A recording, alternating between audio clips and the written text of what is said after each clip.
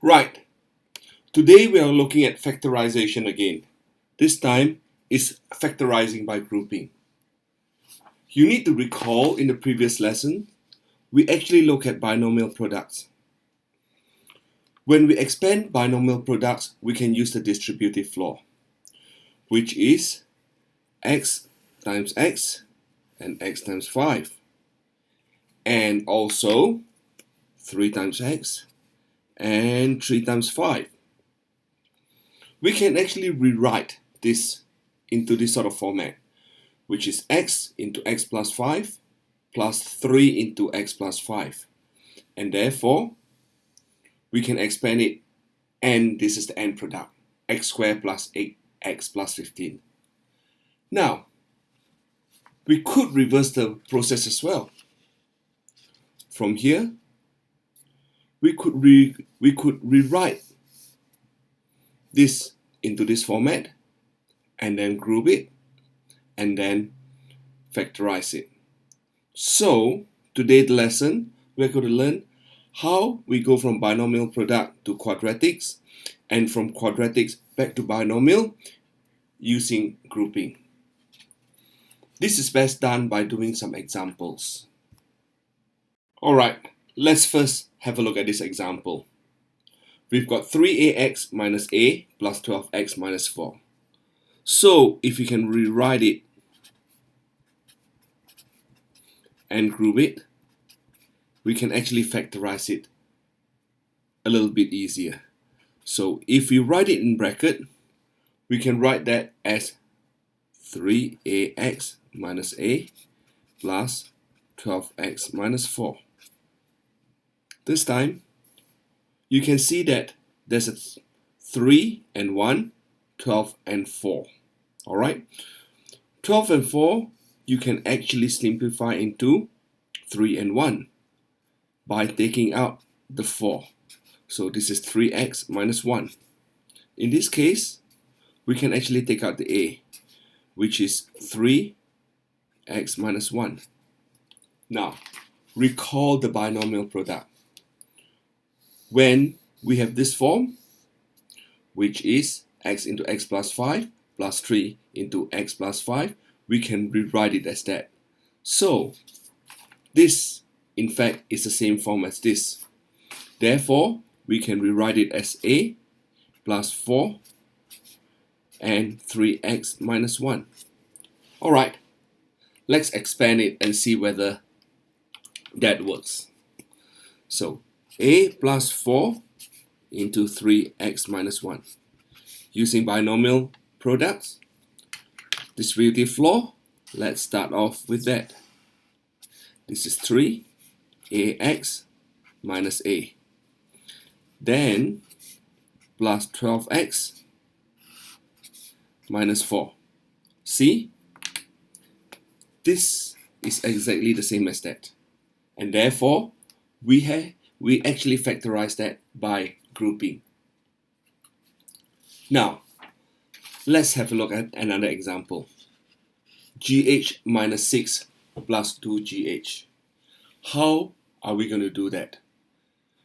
Let's pause the video for about 10 seconds or maybe about 30 seconds. Think about it and see what you can do. I will actually talk the whole process through with you in a few seconds. Now, let's have a look at this. We can actually do it in two ways. Start off with the first way. Let's regroup the whole thing. GH minus 6 plus 2G minus 3H. This is actually the same as GH plus 2G minus 6 minus 3H. This is also the same as GH plus 2G minus 3H minus 6. Now, this time, you can see that there's a 1 and a 2 here, 3 and a 6. 6 can be divided by 3, and that becomes 2. So, we can actually regroup that, and let's take the G out. So, G, H plus 2. Now, this time, you've got a minus 3 and minus 6. Let's take the minus 3 out, and we therefore have H plus 2. Recall, minus 3 times h gives us minus 3h. Minus 3 times plus 2, actually that gives us minus 6. Therefore, rewriting it, we get g minus 3 and h plus 2. That is factorization of gh minus 6 plus 2g minus 3h. In fact, that is another way of writing it. Let's see. We write gh minus 6 plus 2g minus 3h. That equals to gh minus 3h and plus 2g minus 6. Again, this time, you can see that 6 can be divided by 2 and becomes 3. So, again, we can factorize it. This time, let's take the h out. So therefore, we've got h g minus 3. See? gh and minus 3h. This time, we take the 2 out. Plus 2. G minus 3. So 2 times g give you plus g. 2 times minus 3 is minus 6. Therefore, rewriting that is h plus 2 and g minus 3. Okay, can you see that this one is actually the same as this one? So either way is correct. Alright, let us look at another example. X squared plus 5x plus 6. How do we factorize it by grouping? We can actually rewrite 5x. That actually is 2x plus 3x. So, if we do it this way, we rewrite x squared plus 2x plus 3x plus 6. Alright, you can see that this is 1 and 2, this is 3 and 6. 6 can be divided by 3, so therefore we have x plus 2 plus 3, x plus 2. See? 3x and 3 times 2 is give us 6. Therefore, we can rewrite this as x plus 3 and x plus 2. Again, we can do it a different way. If we do it x squared plus 5x plus 6 equals to x squared plus 3x plus 2x plus 6, we can do it as x plus 3 and actually it's plus 2 x plus 3.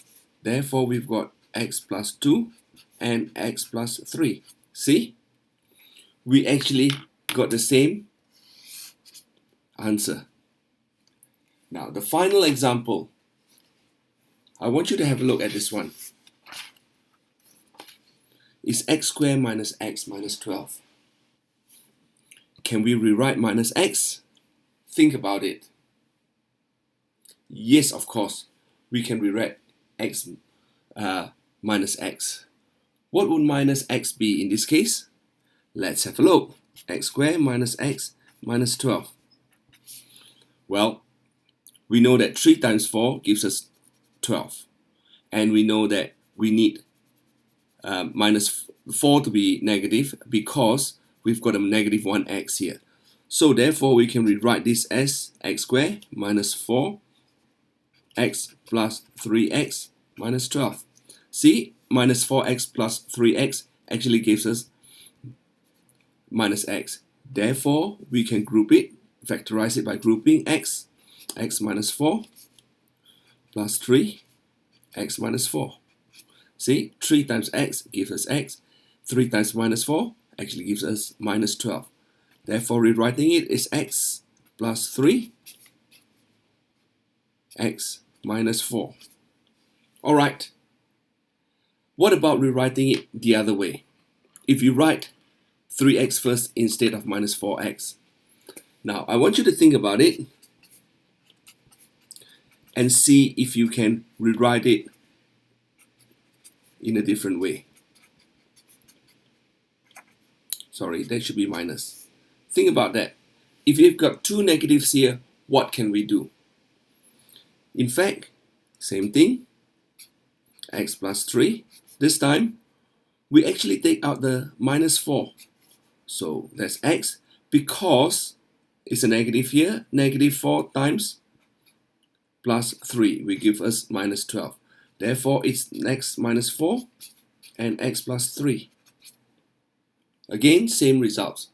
So in terms of factorization by grouping, you can actually rewrite the middle bit into that or that, and therefore you get the same answers. Alright, I will stop here. I'll give you some exercises to do.